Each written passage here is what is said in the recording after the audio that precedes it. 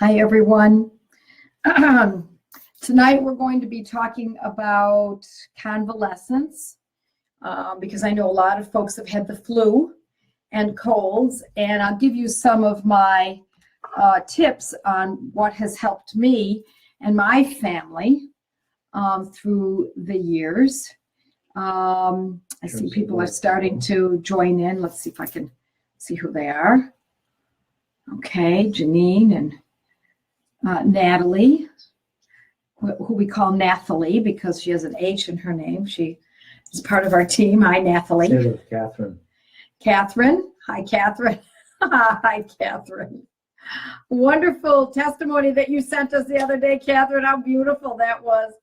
I love to hear about folks being able to treat their families and all the different members of the family, and it's just great stuff. It's all the way around. It makes my heart sing. So hi everyone. I don't want to get started too quickly because I don't want folks to miss out on learning 3 remedies we're going to talk about tonight. Super easy, but do get a pen and paper so that you have this. Many of you may already know some of the rules that I use for convalescence. Super, as I said, super easy, and I think that you'll get a lot out of this tonight. So let's get started. Let's talk.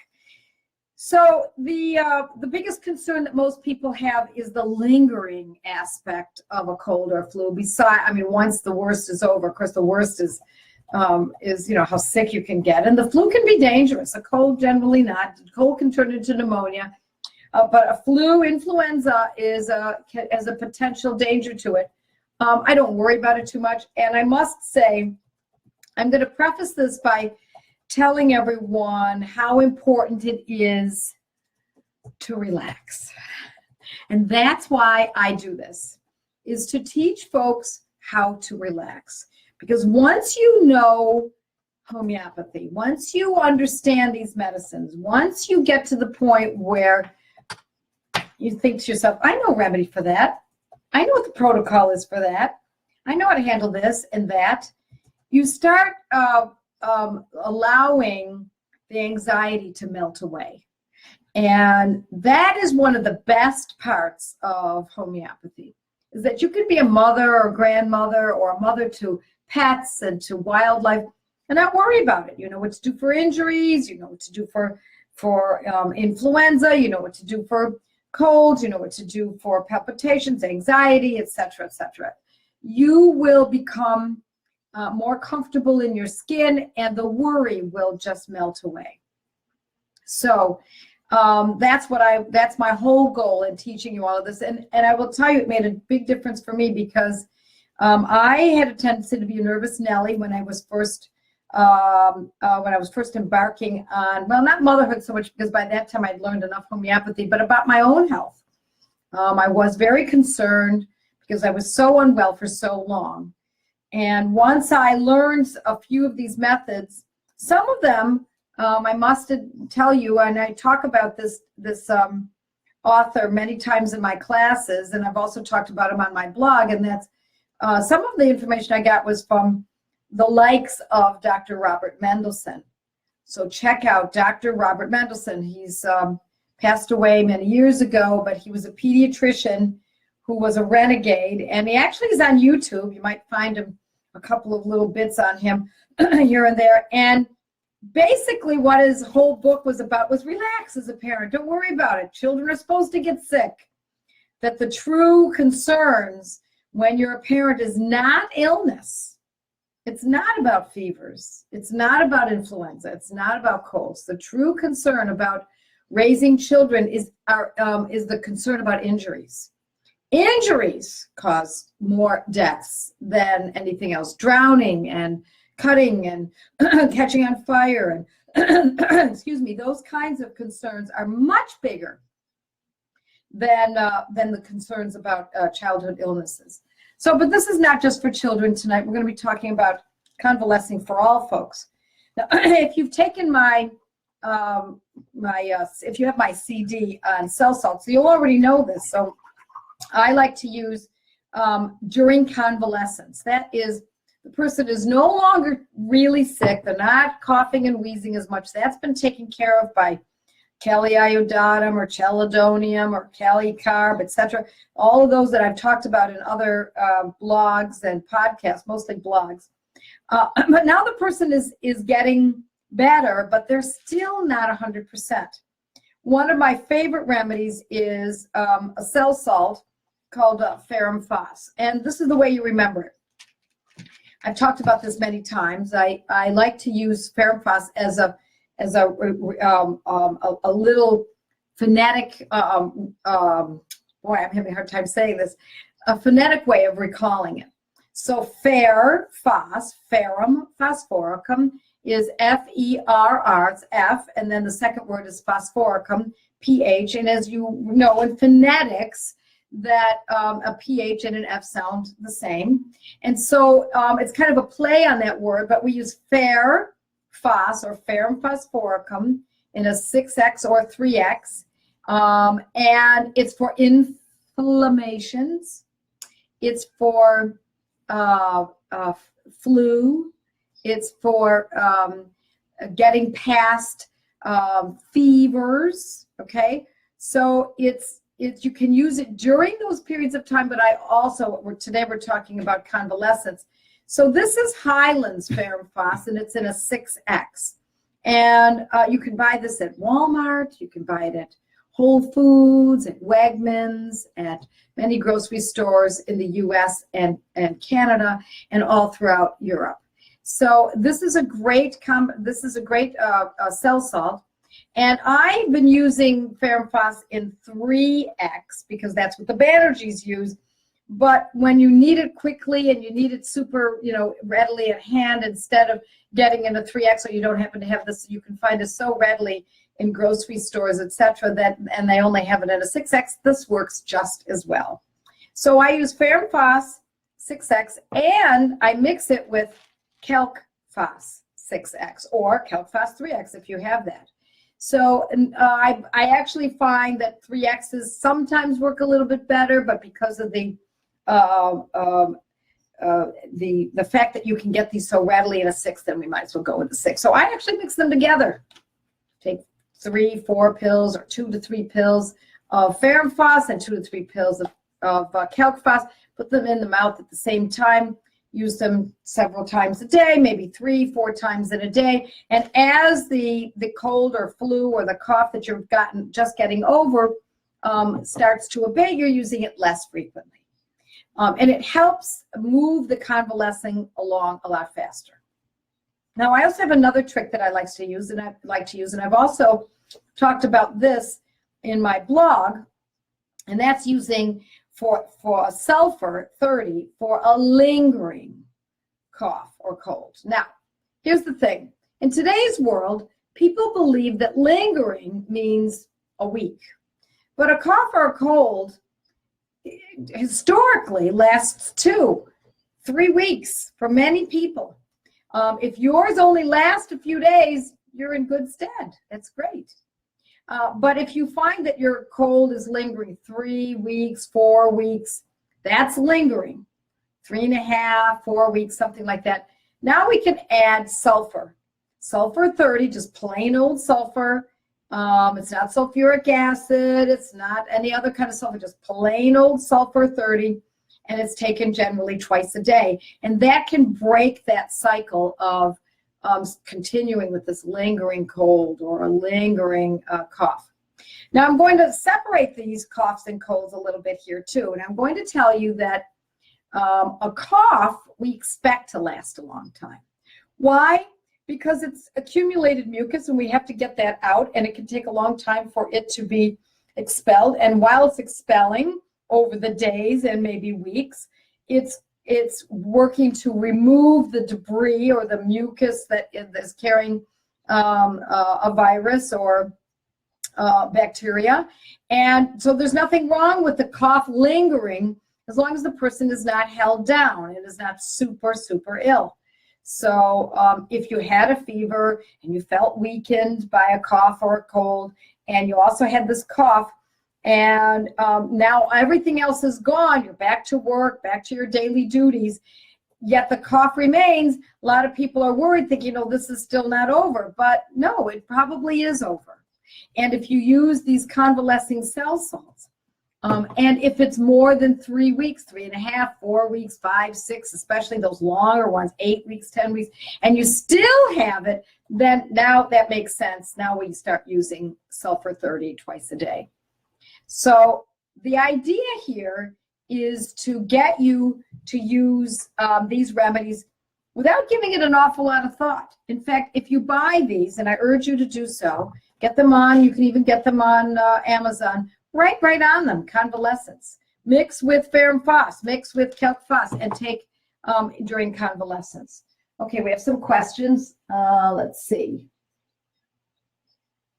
Move the candle further behind you. Oh, is it? Oh.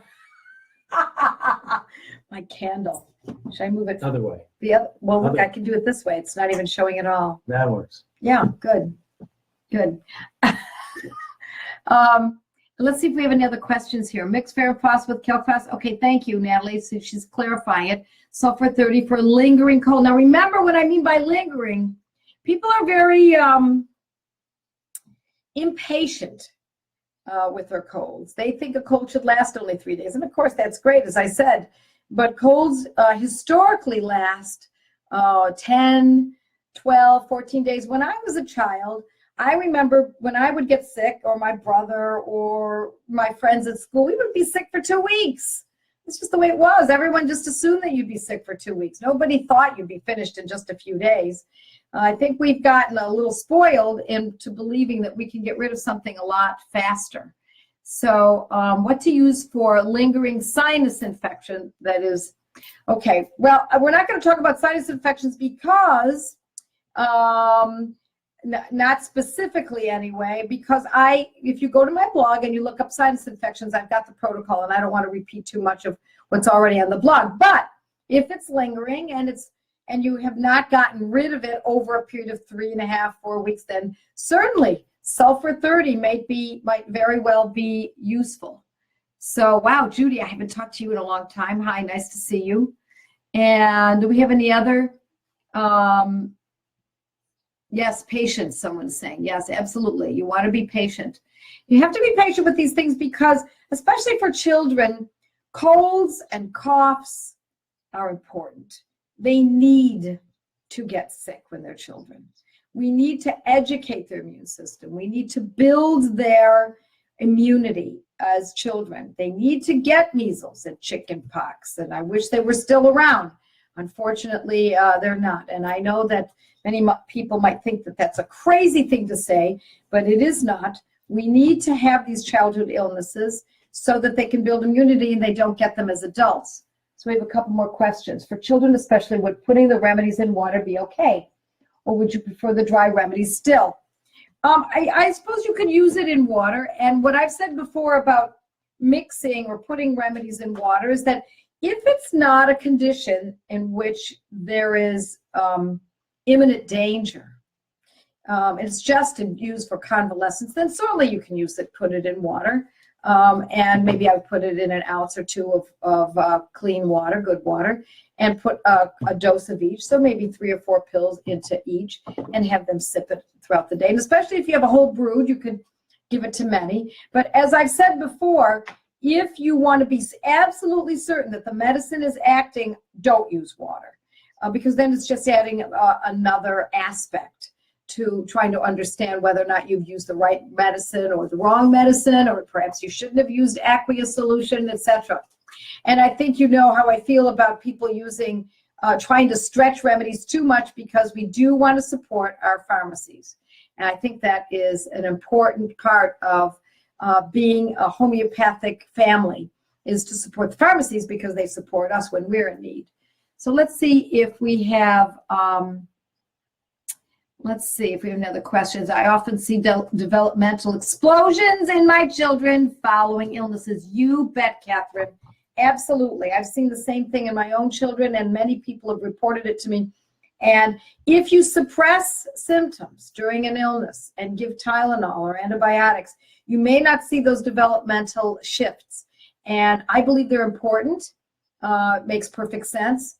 Dr. Rudolf Steiner talked about that at the turn of the last century, how important it was for developmental shifts in children, that they struggle and struggle with being able to read, and then they get a cold or a cough or a flu or something, and then they're able to read to the capacity that they ought to have been able to read before, but they were struggling. And it's as though the body is saying, wait, just wait a minute, I'll just get this out and finish this work of part of my childhood education, and then we'll get to the development. And it's uncanny how frequently we've seen that happen. So let's see, we have another question here. All right, let's see. Is the candle still bothering anyone? Is it? I think it's glare. I think the glare is from my laptop. So I don't see any other questions here. Are you making any? If you're making, here we go, an aqueous solution, dilute in an ounce or two. Yeah, this is Natalie just describing what I just said. Thank you for reiterating. That makes it very clear. It says if the bottle of cell salts calls for 4 for a dose of Highlands, for example, is that what we do? 4 per dose. Some are saying we can't use less. Yes, you can use less. I say 3 or 4. 4 is the dose that they suggest that we use. It's not a bad idea to do that. But if you only have 3 or you don't have an awful lot left in your bottle, then use 3. I've done it all different ways. And it's not so exact that we have to be absolutely 100% precise. But if you want a medicine to act fully, then try to follow the directions as closely as possible. So it's if you're using 3 pills and you're giving it to your child 3 times a day and you're seeing a change, then 3 pills is apt to work for your child in the future for something like this, and maybe other members of your family as well. So I'm sure that I'm confusing people because I jump around on the number of pills, but it's because there are many ways to skin this cat. And there are methods in which some people use 1 pill, and I, for a long time, said to use only 1 pill with OHM, the pharmacy that we work with our students and our courses and with my clients. And it worked nicely. But then I heard people reporting to me that they got better results by taking 3 or 4 pills. So that's when I said, let's put an end to that. Let's not talk about 1 pill. Let's use what we know consistently acts. And so that's where I come up with, well, you could take 1, you could take 2, but if you really wanted to act fully, take the dose that says on the outside of the bottle. So I think we've got something here, folks. I don't think we have any other questions. There was something about sinus, and I don't want to get into a sinus infection specifically because it is on the blog. There might have been one other question I may have missed. It was specific. All righty. And oh, here's a good question. My daughter is showing increased foot and ankle pain after dance class post flu-like illness. She is in the convalescence period. What can I use? If it is if this is a part of convalescence, then we use the convalescence remedies. We would use ferrum phos, which is great for inflammation and fevers and convalescence, and we mix it with calc phos. So that might be just the ticket for a post-influenza setting in which having overdone it physically could cause this kind of a problem. So I think we've got it. Let's call it a night, and we'll get back next Monday. I love your comments and your questions, and keep them coming because they give me fodder for forthcoming information. And I wish you all a good night, and God bless all of you. Bye now.